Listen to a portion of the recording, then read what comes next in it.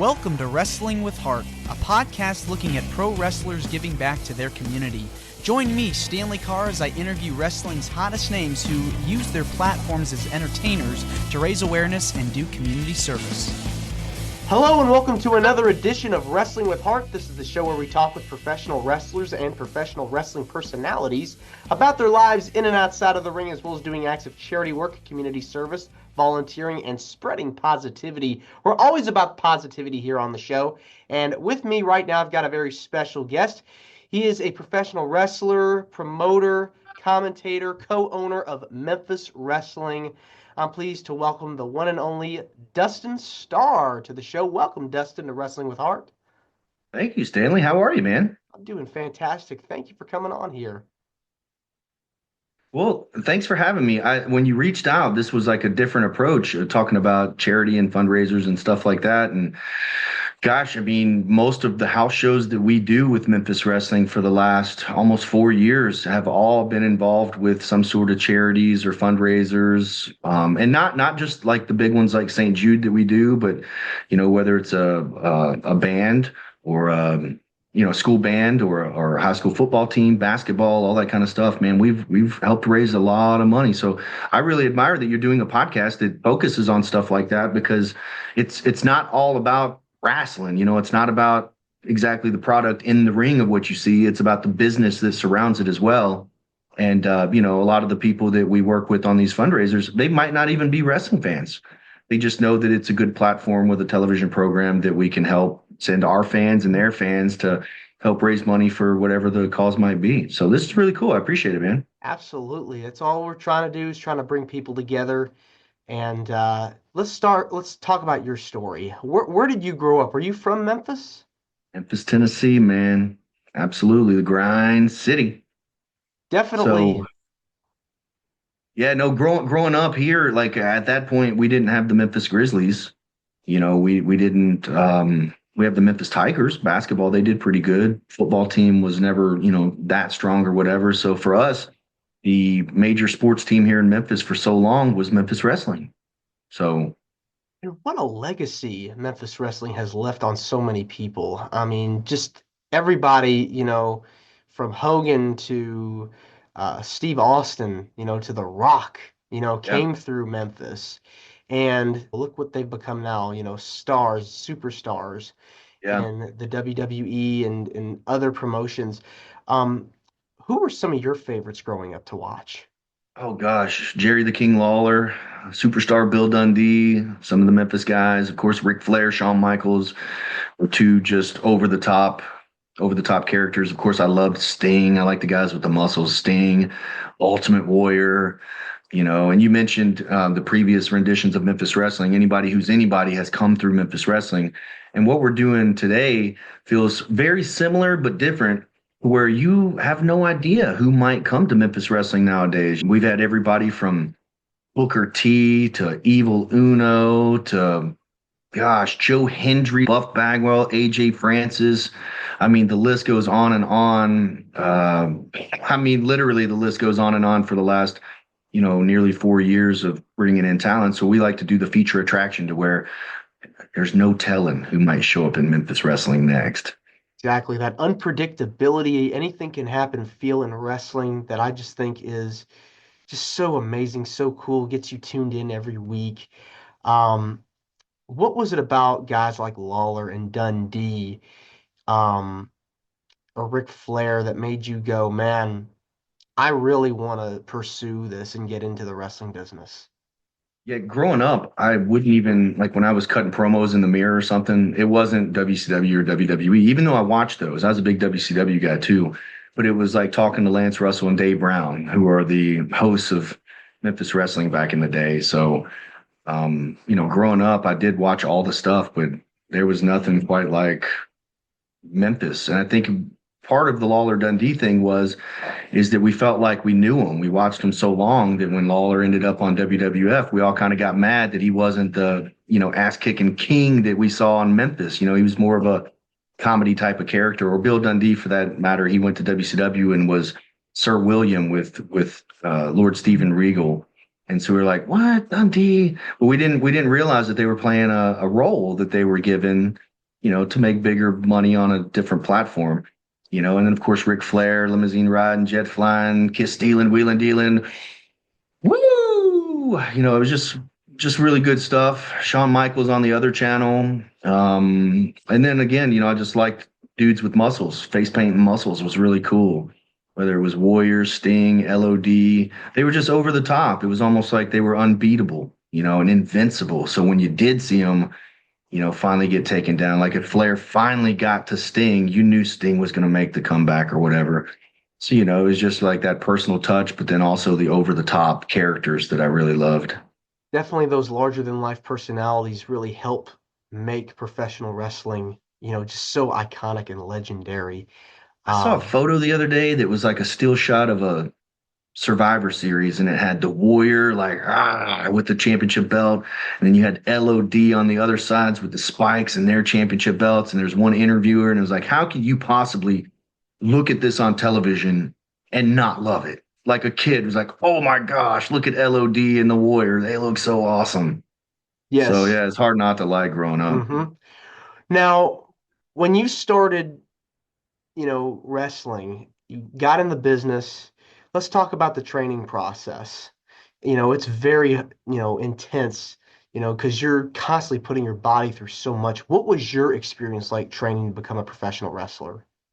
I trained in a barn in Jericho, Arkansas, with no heat, no air, and then also it really didn't even have a ring. It was more like a concrete slab on the floor with like 100 pieces of carpet laid over the top of it.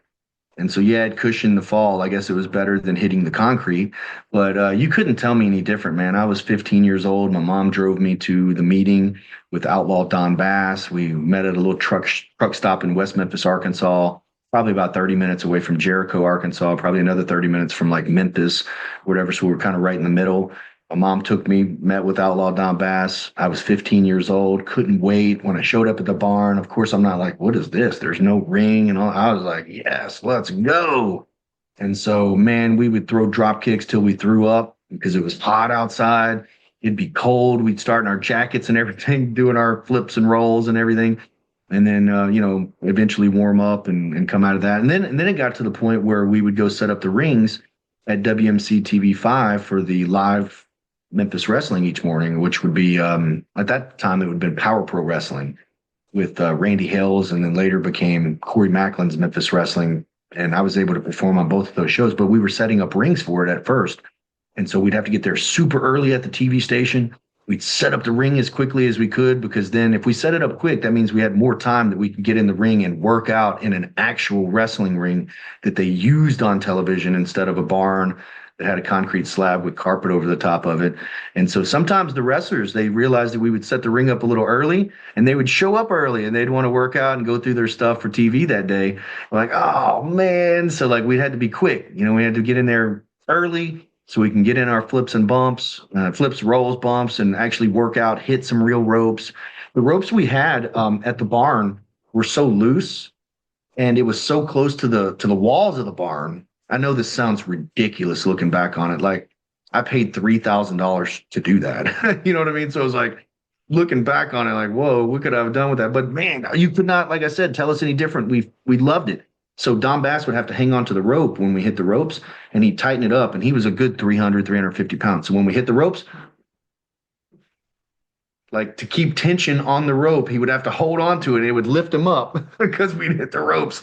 So it was a big difference of setting the ring up at TV5 studio and, working out in the barn in Jericho, Arkansas. So we had the best of kind of both worlds, I guess, so to speak. Yeah, I mean, almost like a night and day difference, Yeah, but if you can bump on a concrete slab with carpet, and I know that sounds really ridiculous to say it, especially in 2024, but man, if you could do that, you could obviously bump in a wrestling ring much easier. So, it was helpful. I compared to, and this is ridiculous, but I kind of compared to like when you're going hunting and it's really cold outside, you don't put on all your layers of clothes yet. You gotta get accustomed to what it's going to feel like, and then you bundle up after that. So it's kind of like learning how to bump properly.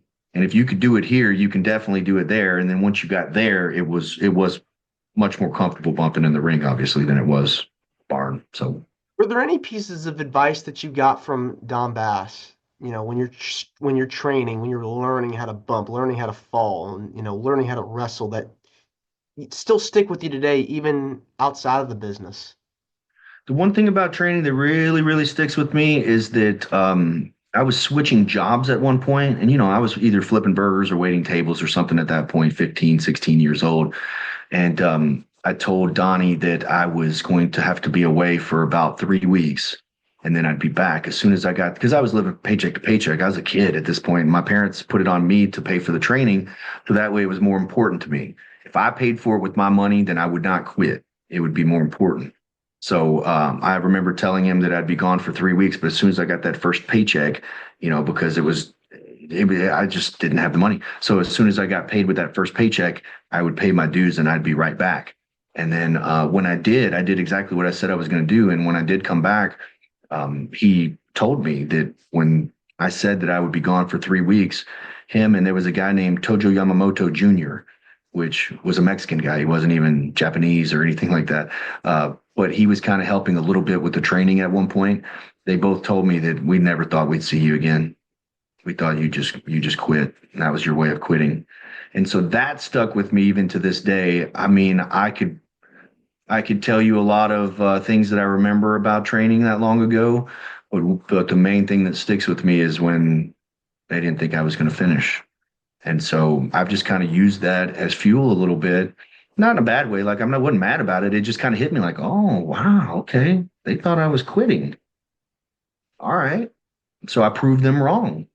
And I was 140 pounds. I was fresh out of high school, 140 pounds, soaking wet, didn't look like a wrestler, probably should have been a referee or probably should have been doing something else. I don't know. But I literally grew up into the business.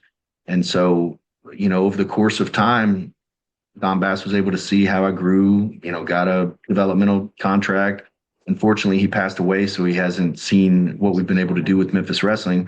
But I know for a fact that if Donnie was still here today, he would be extremely proud, and he would probably be sitting in the audience or doing some sort of special appearance for us on Memphis Wrestling. But that's what I remember the most about that. And I know that's kind of probably not ideal, but like I could give you other instances. But the one thing that hit me was like, oh, they thought I was going to quit, and I proved them wrong. Yeah, so maybe I can keep doing that. Commitment is like the number one thing, in the business, like that constant, like you have to be ready for, going out on the road and, working different towns. Everybody thought I was crazy, man. My grandpa, even my dad, who was supportive, helped me buy a pair of boots. Just you talk to people and, hey, what are you doing? Training to wrestle? Wrestle? Yeah, professional wrestling, like WWE or WWF at the time. And I'd be like, man, you're too small for that. It's like, all right. So it just felt like it was, working uphill, especially 140 pounds, and then starting to lift weights and figuring out your nutrition and your workout plan and all that. And I just always looked at it like I need to look like those guys if I want people to be fans of mine and look up to me. I looked up to Sting and Ultimate Warrior. Like I said, they were larger than life, had huge muscles and stuff. How do I get that? And so starting so early helped me, I think, finally accomplish a lot of the goals that I wanted to hit. But I never thought I'd be sitting here as a wrestling promoter and owner and all that kind of stuff. So that's kind of a surprise. Yeah, over the course of your time as a wrestler, who were some of your favorite opponents that you got to work with? Derek King was one of my favorite opponents. So DK is a friend of mine. Gosh, I'm trying to think. I loved working with Jeff Jarrett. Jeff Jarrett was great. That's a name that you know. Maria, my wife, she would be with me at ringside, and I remember they did a strut off. So Jeff was doing the strut, and then Maria was on the floor doing her strut. And it was really cool, man. There was like a dynamic with the fans around here. There was a radius of people that had watched us grow up from me being 15 years old all the way to being an adult and, going to developmental and coming back and then just getting bigger, faster, and stronger at that. And then having my wife with me eventually, I felt like it was the full package. And so even though the people were there, they loved Jeff Jarrett, man, a lot of the people were cheering for us or whatnot. Or after the shows, they'd hang out. So we'd roll out of the ring and sign autographs. And the same people that were booing us and cussing us was like, man, you guys are so good and you're so much fun. And they'd buy a shirt and all that kind of stuff. So it was almost like some of the old school guys really didn't like that we were heels because they really didn't hate us. They knew they were playing a part of the show to boo us. I worked with Matt Hardy at one of these events when he was Broken Matt just a couple weeks before he went back to WWE for that big WrestleMania return, which was cool. That was kind of a cool family thing to where, Broken Matt had gotten so big that, my family was big fans of it. And then when we interacted with Matt and hung out and knew Matt a little bit, and then when he did make his re-debut with Jeff at that WrestleMania, I think it was in Orlando, texted him. My family was like so thrilled that we had just eaten dinner with him and all this stuff. And so I texted him and then he texted back. And so like my wife and kids were like, oh my gosh, that's so cool. But just to say, congratulations or whatever. But man, we were fortunate enough to work with, guys like Bill Dundee, Jeff Jarrett, Jerry Lawler, Matt Hardy, Billy Gunn. We had some really good matches with Billy Gunn. Billy was the guy that was so big and strong. And this is the first time we met, but he was kind of familiar with me from the Indies. And of course I was familiar with him. And I walked up and I'm like, dude, what am I supposed to do with you? And he just laughed like, man, I'm telling you, Billy Gunn is so big and strong and tall and everything that if he doesn't want you to body slam him, you're not. Sorry, man. I don't care. If there's something in that ring that he doesn't want you to do, how are you going to do it?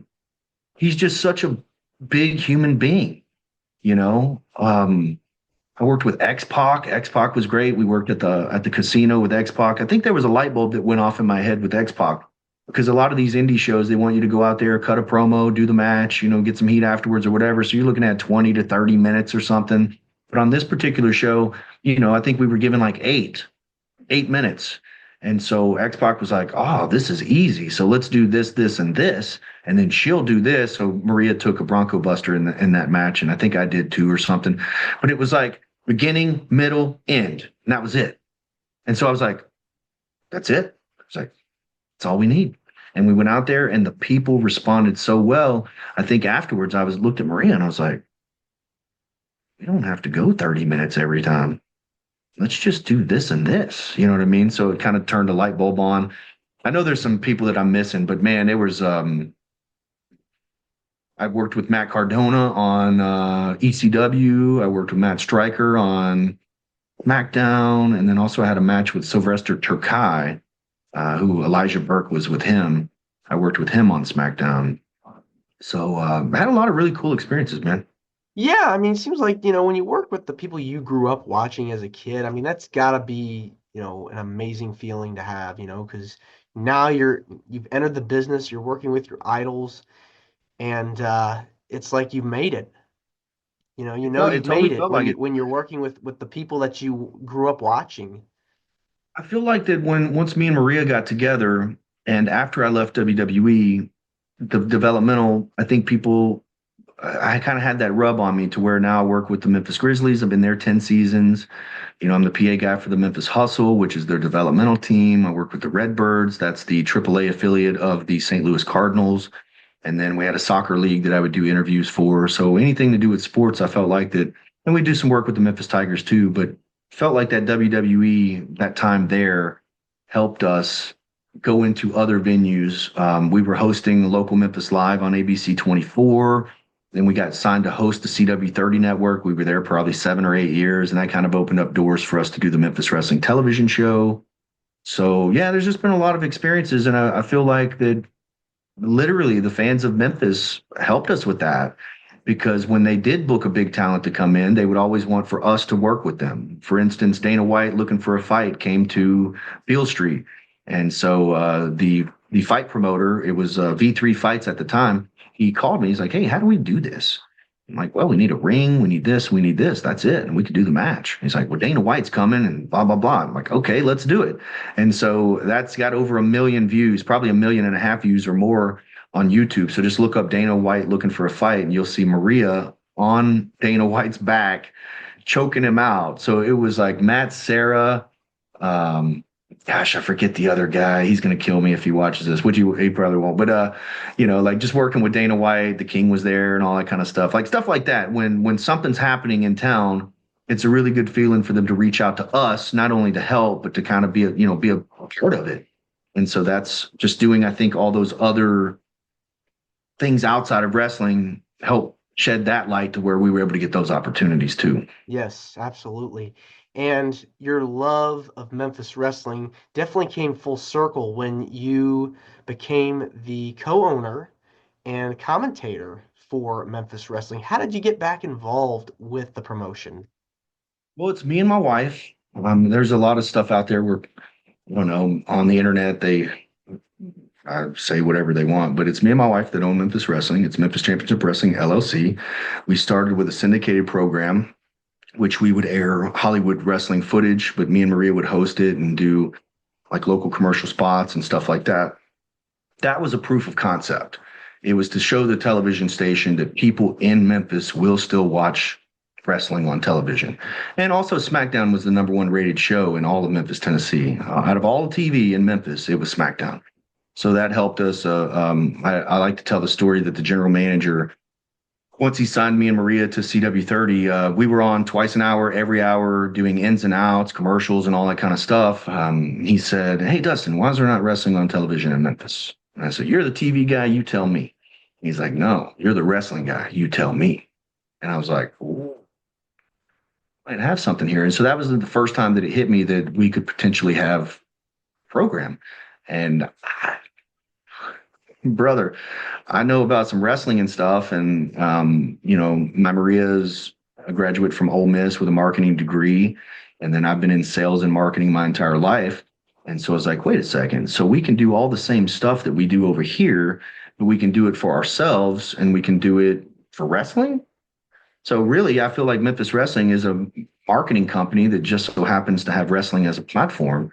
And so I think that's the best way to kind of explain it. But yeah, that's where it happened. And then once we did 100 episodes of syndicated television, and then on the 100th episode, we did our first Memphis Wrestling television show.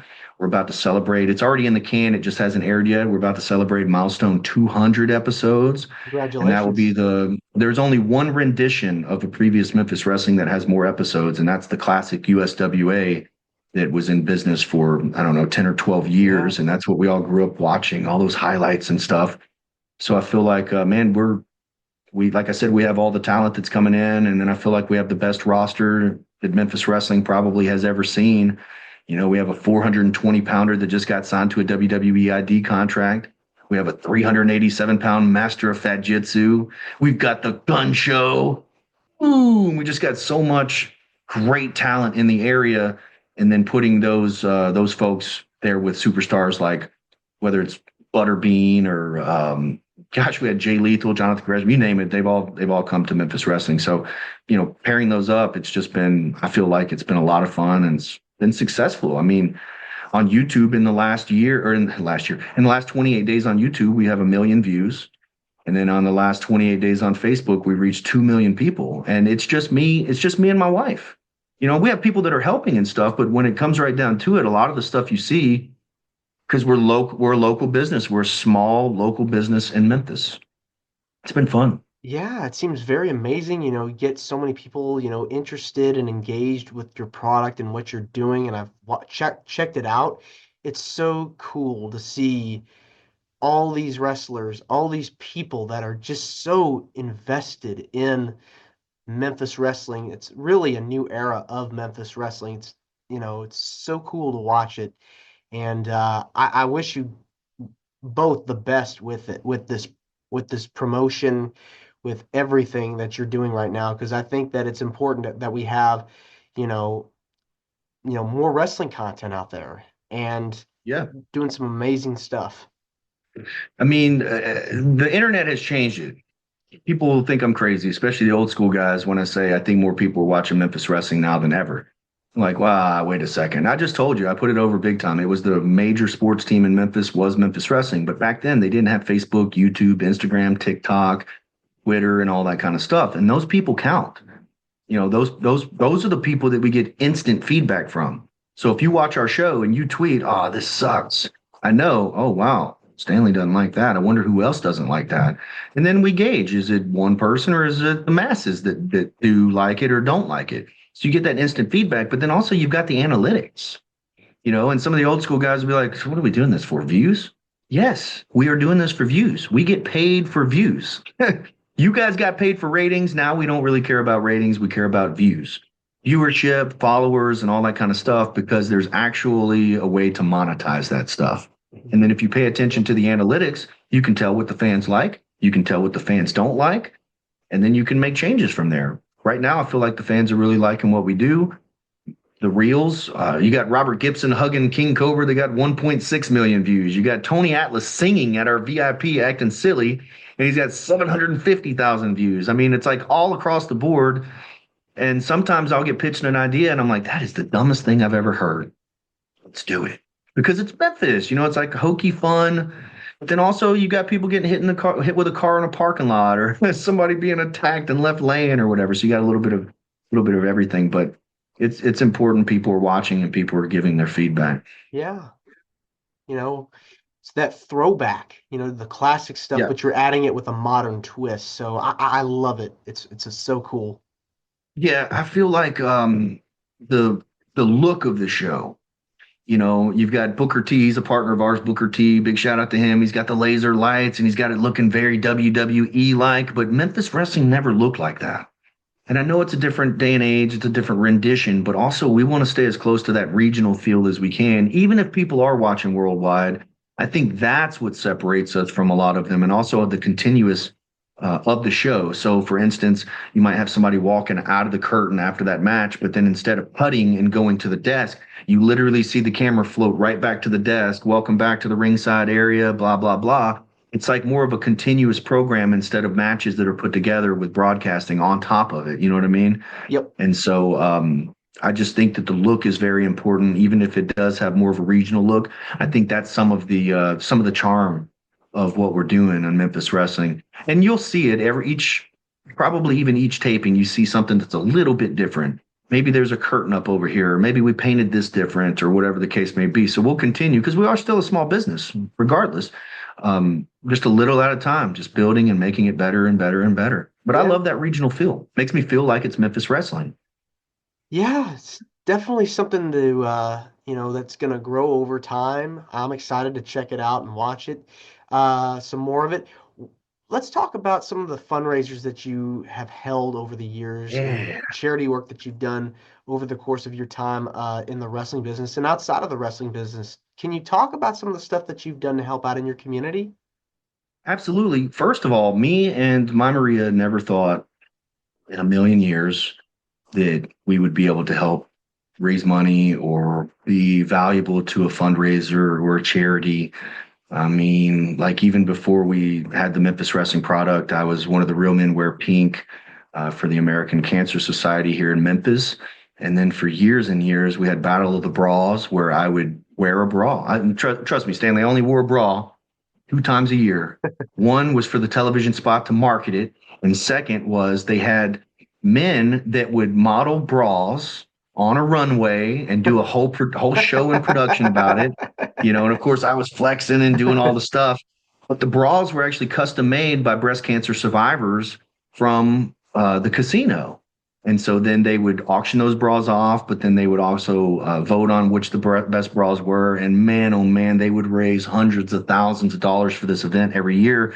And us just being a small part of it, where they could put, and I'm a 2-time Mr. Tennessee Men's Physique winner. So for them, and formerly, WWE, whatever, or wrestler, however they wanted to market me, Memphis Grizzlies, whatever, but they would be able to use that. And if it sold a couple of tickets, that's great, but it made it look, we were a part of it. And then Maria was able to judge it. And so just stuff like that eventually evolved into where it was like, hey, can we do this with wrestling? And so big shout out to Murray Collum out in the Pontotoc, Mississippi area, which is not too far from Memphis. We've done a St. Jude fundraiser 2 years in a row. Our main goal is to do some sort of fundraiser event on the main campus of St. Jude that's located right here in Memphis, Tennessee, downtown. That would just be an absolute dream to be able to do something for the kids out there. But year one, which was last year, we raised $15,250. And that's net. That's like our little wrestling company was able to help raise over $15,000. And then this year we did it again and we raised $19,000. And so we'll do it again next year. This will be an annual tradition that we're going to do. But outside of like the big, everybody knows who St. Jude is, right? I mean, there's the Strayhorn Band Boosters. There's a Strayhorn, Mississippi, Strayhorn High School. They needed new costumes or new equipment for their band. So they called on Memphis Wrestling, and we're going back February the 8th, the day after SmackDown is at FedEx Forum, which is going to be so much fun. But we're there the very next day, back for our third year in a row at the Strayhorn High School. We do Ingomar baseball every year, and these schools can raise anywhere from $5,000 to $15,000, just depending on how they do with sponsorships and tickets and all that kind of stuff. So Ingomar baseball, Big John Dalton, he goes there and he's a team captain on the team, so he helped us out with that one. And so a lot of the wrestlers saw the value of what we were doing with these fundraisers and said, "Wait a minute, can you help my school?" So we've been out to Brighton. We worked with the Brighton, I want to say it was Brighton baseball. We've been to Gleason, Tennessee, which is probably about as far as we go, a couple of hours away from Memphis, but Gleason, Tennessee, they have a Tater Town Throwdown. And so there's this big festival. It's called Tater Town. And it's about sweet potatoes. And so they just have wrestling as a big feature part of that. And man, they raise thousands of dollars every single year. And so it's one of those things where, like, if we go once a year, it's gangbusters. If you do it more than once a year, then they know you're just doing a wrestling show. And that's not really what it's about. Cool. Wrestling's cool, and the kids and, the teachers get involved, and it's a lot of fun. But the main thing is raising money for that school or for that team. And I could list off a whole bunch of them, but man, if anybody's hearing my voice and you're within, 200-mile radius of Memphis, gosh, our television coverage, our social media coverage is so strong. Our email database is very strong. We know how to market this. We do all the graphics and artwork and promotion for it. You guys are on the ground doing your thing. We're from afar doing our thing. And then we bring both audiences together to raise money for that charity. It's awesome. It's a way to do wrestling without all being 100% wrestling. You've got other support coming. And it's really cool because we're called back over and over again. This year, we just put out internally, we put out our 2025 schedule. We've already have, probably 6 or 7 fundraisers that already have dates. And then we've got some others that are waiting to confirm whether it's going to be a Friday or Saturday or whatever. So it's really cool when they call you to come back to do it again. Yeah, I mean, seems like you're doing a lot of stuff and getting involved. What is it about giving back to the community that gives you the most joy?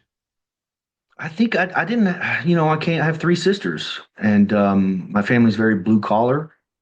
I don't want to say we went without, because somehow, some way, they always found a way for us to get what it was that we needed or whatever.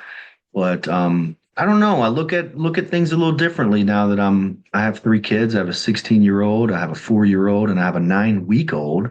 So I look at things a little bit different when it comes to helping. And I hosted a telethon for 6 hours at the DeSoto County Dream Center, and we raised $66,000. And that was just in that day. So I don't know what the final number would be, but the final number of the day was over $66,000. And then, of course, the Memphis Grizzlies, man, they are all about mentorship, whether it's Madonna Learning Center or St. Jude or HBCU awareness, stuff like that. I don't know. I think I'm learning a lot from these teams that I work with, because when I see it, and then, of course, I've got my eye on the analytics constantly because that's my baby. I'm kind of like, wow, maybe we could help out with this. We've got really strong viewership at this point. Maybe we can help them do that. And a lot of times it works out just that way. So I don't know, man. I just, in my more mature years, I just feel like I look at things from a different perspective, Well, Dustin, I just want to say thank you so much for coming on the show. It means a lot to me, to my listeners and viewers that are watching this on YouTube. Congratulations about the 9-week-old. So happy for you and everything that you're doing with Memphis Wrestling. Sounds incredible, remarkable. Where can people find more about you on social media? Where can people find more about Memphis Wrestling? How they can get involved with all the great stuff that you're doing? Feel free to plug away. Yeah, thank you. One of the and thanks for having me. This is a different perspective interview. My 4-year-old has never seen me wrestle, never. And I'm sure my 9-week-old is never going to see me wrestle either.